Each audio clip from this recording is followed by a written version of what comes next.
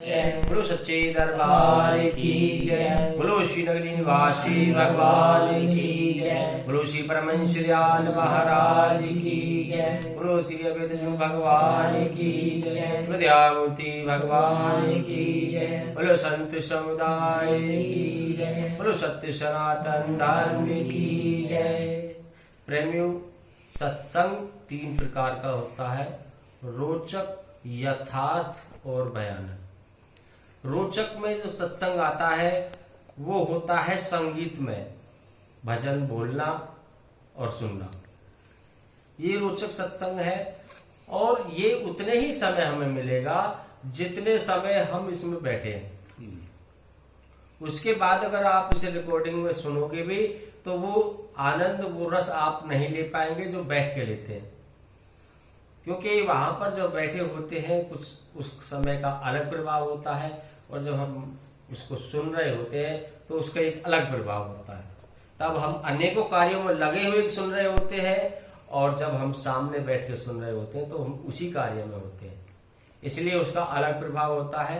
रोचक सत्संग का यही प्रभाव है, लेकिन यथार्थ सत्संग जो होता है वो हमारे जीवन में एक समय नहीं, अनेक समय, आगे आने वाले समय पर भी आनंद की प्राप्ति कराता है। जिस प्रकार से आज हम किसी वस्तु को खरीद लाएं और जब जब चाहे उस वस्तु को हम प्रयोग कर सकते हैं।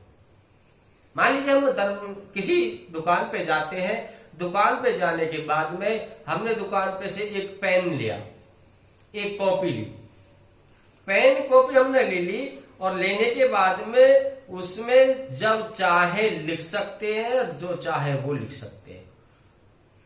और वो पेन और कॉपी से ये लाभ हुआ, अब जब चाहे उसको पढ़ सकते हैं, जब चाहे उसके विषय में जानकारी हासिल कर सकते हैं। तो सत्संग का ऐसा प्रभाव है वो आज भी और भविष्य में भी। भूतकाल में हमने सुना, वर्तमान में प्रैक्टिकल किया और भविष्य के लिए तैयारी की। तीनों कालों में सत्संग काम करता है। वो कौन सा? यथार्थ वाला।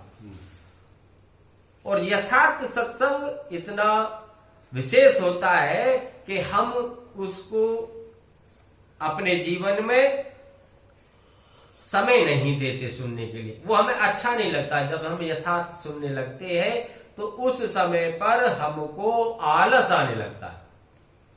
रोचक के अपेक्षा रोचक में अगर हम बैठे हैं तो हम चैतन्य बैठे हैं, लेकिन जितने चैतन्य हम रोचक में बैठते हैं उतने ही चैतन्य यदि हम यथार्थ में बैठेंगे तो हम निश्चित रूप से उसका लाभ प्राप्त आज और कल दोनों कालों में प्राप्त कर सकेंगे और कर पाएंगे।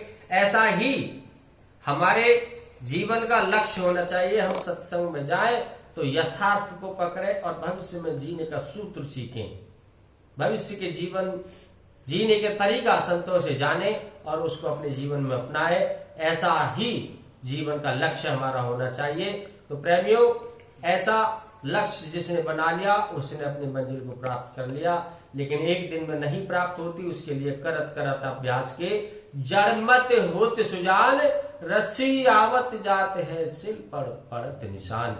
इस प्रकार से हमें मेहनत करनी है। जैसे रस्सी कुएं की मन पर चलती है तो कोमल होने के बावजूद भी कठोर में अपनी निशान छोड़ देती है, वैसे ही हम शरीर में रहते हुए मन को लगाएं परमात्मा के प्रति, भजन के प्रति ध्यान में, तो हम अपने मन को मोड़ लेंगे, धीरे धीरे अपने रास्ते को प्राप्त कर लेंगे। इन्हीं शब्दों के साथ में सभी प्रेमियों को जय सच्चिदानंद।